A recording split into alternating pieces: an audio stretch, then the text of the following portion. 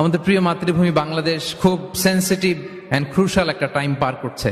আমরা আমাদের প্রিয় মাতৃভূমির জন্য আজকের কেপটাউনের বাইতুল কুদস মসজিদ থেকে, মসজিদুল কুদস থেকে দোয়া করি, আল্লাহ তাআলা আমার প্রিয় মাতৃভূমি বাংলাদেশকে হেফাজত করুক।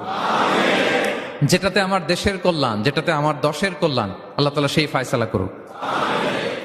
আমরা সবাই এক দেহ এক প্রাণ। বিষ্ণুই বলেন, মাসালুল মুমিনিনা ফি তাওয়াদ্দিহিম ওয়া তারাহুমিহিম ওয়া তাআতুফিহিম মাসালুল জাসাদ। মুমিনদের ভালোবাসা সম্পর্ক, এটার দৃষ্টান্ত হচ্ছে, পারস্পরিক ভালোবাসা সম্পর্ক হচ্ছে কামাসালিল জাসাদ, এটা একটা দেহের মতো। আমরা সবাই মিলে এক দেহ। দেহের কোনো অঙ্গ যদি ইনজুর্ড হয়, সারা দেহ যেমনি কষ্ট পায়, বিশ্বের কোথাও আমার কোনো দিনী ভাই যদি কষ্ট পায়, আমাদের প্রত্যেকের হৃদয়ে রক্তক্ষরণ ঘটে। চিল্লায় বলেন ঠিক কিনা? আপনার পা কেটে গেছে, এখন আমরা কি এরকম ভাবি যে পা গেছে তো কি হয়েছে, পাই না, কষ্ট পাবে, সারা দেহ তো